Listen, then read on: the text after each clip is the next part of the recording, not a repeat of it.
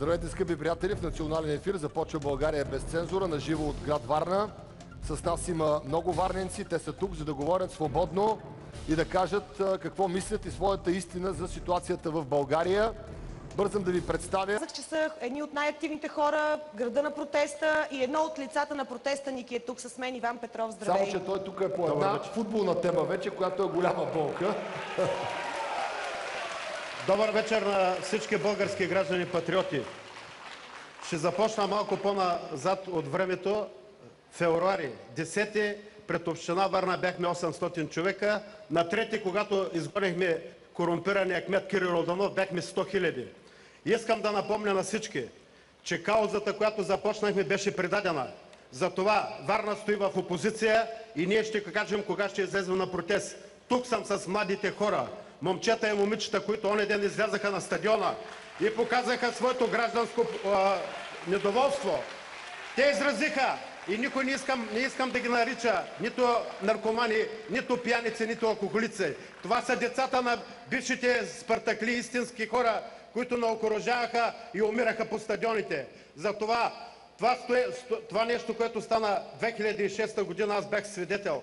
2006 година във Варна, община Варна се извърши едно обществено престъпление.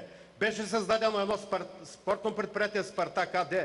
Де-факто то ограби всичката наша територия. Стадионите, Спартак и Локомотив.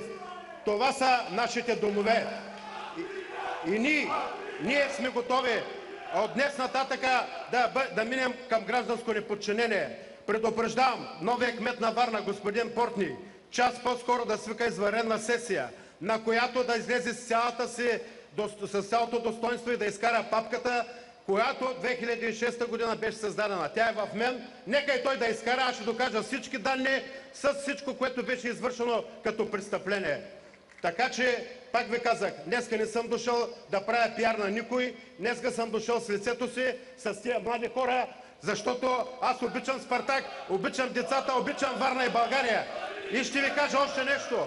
Когато ме видите с тази грейка на улицата, тогава това е знака, че истинските протести започват. Благодаря за всичко. Иване, само да кажа, нашето предаване е посветено тъкмо на хората, то не е за пиар. Особено се гордея, че тук са хората от Спартак Варна, един от най-големите клубове на България. Това, което общината и държавата направиха с Спартак Варна, е истински позор. Да убиеш любовта на хората, наистина е позорно. Ники, извинявай, че те прекъсвам. Болката е голяма. Страдат десетки хиляди деца и хора. Виждате кой стои до мен.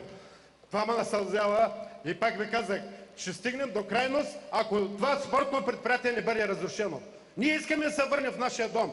Аз не искам Спартак, както пишат в сайтовете. Аз съм един истински човек, който съм си дал живота за този клуб и съм излял с лицето си и не се срамувам. Направих първата частна школа в България Фейрплей. Защо унищожиха? Питах президенти, питах министри, никой не го интересува. 250 деца останаха на улицата, а тия младите хора искат да отидат в своя дом. Нека дадем думата и на по-малки. Тук до мен има един спортист. Здравей! Как се казваш и какво тренираш? Аз се казвам Мартин и тренирам футбол в Спартак Варна. Какво искаш да кажеш? Защо дойде? Защото искам Спартак да се обнови, да се махнат всички крадци и лъжци. Браво! Браво! Скъпи приятели, понеже започнахме от протестите през февруари, има едно момче, което днес не е сред нас и никога повече няма да бъде. Един човек, който аз лично не познавам. Запознах се с трагедията на Варна след неговата трагедия. Казва се Пламен Горанов. Политиците бъркат често неговото име. Този човек не е сред нас. Аз ви предлагам сега да почетем неговата памет, като 30 секунди пляскаме с ръце и станем прави. Това е най-добрият начин. Аплодисменти за този българин!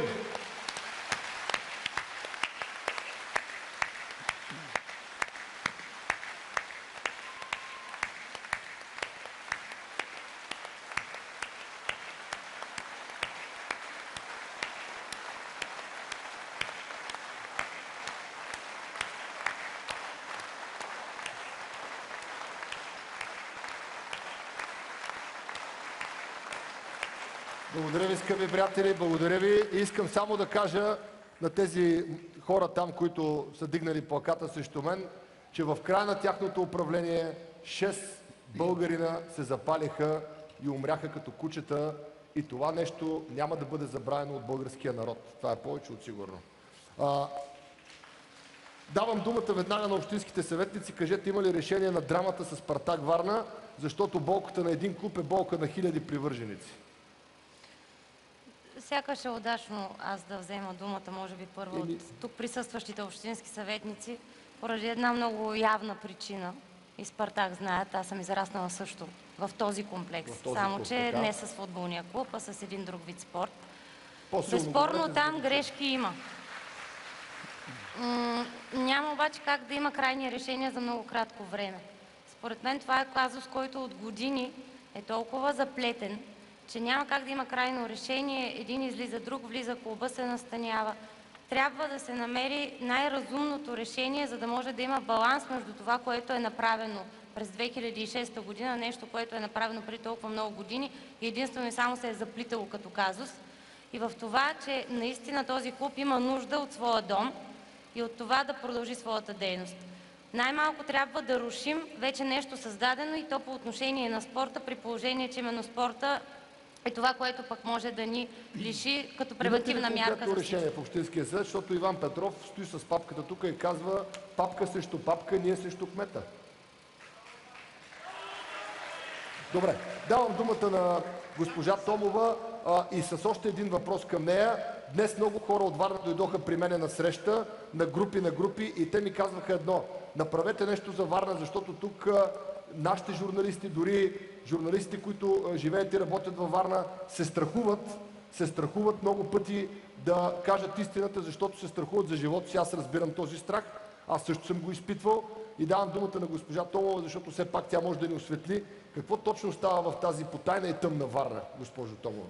Аз първо ще кажа нещо за Спартак, защото това беше темата.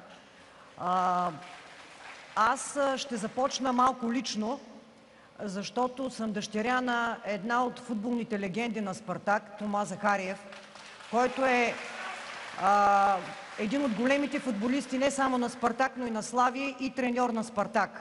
Бог да го прости. И в неговата памет аз никога няма да оставя Спартак. И моята битка е била също толкова яростна, колкото на всички тези млади хора, които сега я започват. Ще кажа само едно, че не съм съгласна с това, което каза общинската съветничка Светла Такева. Няма какво да се бавят разумни решения, да се търсят разумни решения. Спартак беше украден от една клика по времето на кмета Кирил Орданов с изключителното дейно участие на и сегашния човек, който ръководи община Варна, зад кулисите, да не говорим, че е гуру на Общинския съвет и този човек се казва Янко Станев. И това се знае от всички варненци. Знаят се как се бяха ипотекирали имотите на Спартак, знае се каква измама беше се случила там, знае се защо влезе фирмата Инжстрой Инженеринг, която също облажи каквото можа от Спартак и накрая знаем какво се получи с любовта на хората във Варна, футболна Варна, Спартак. Спартак го няма, това е истината. Но ще кажа на Иван Петров и на всички тези момчета нещо. Ще им кажа, че в момента Общинския съвет на Варна се ръководи и мнозинството му зависи от Янко Станев. Така че всяко решение, което те очакват за доброто на Спартак, ще върне Спартак там, където го загроби Янко Станев. Нека да видим плаката, който Иван сега показва. Сега, ако не знаете, Янко Станев се е дръпнал от Общинския съвет, там влиза брат му и те стават част от... Не се е дръпнал. Що ще се е дръпнал? Там ли е? Вътре ли? Разбира се, че вътре. двамата стават... Да, точно така. И Янко Станев и брат му са в Общинския съвет.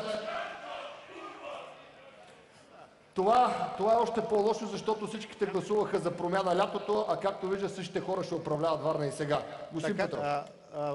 Преди една сесия господин другаря Янко Станев беше включен с предложение от Общинския съвет в борда на директорите на това спортно предприятие Спартак АД. И нашите съмнения, нашите са да се закрият всички следи, които бяха как и по какъв начин Спартак беше ограбен. Така че, пак ви казах, благодаря на Веселина Томова за нейната подкрепа, защото нейният баща ми е бил и на мен треньор и беше наистина един велик футболист и голям човек. Благодаря. Аз се прекланям пред него. Продължаваме с разследването по този случай. Оставаме близо до темата и болката Спартак Варна, докато не възстановим клуба, там където му е местото. Таня, има ли около тебе хора, които искат да говорят?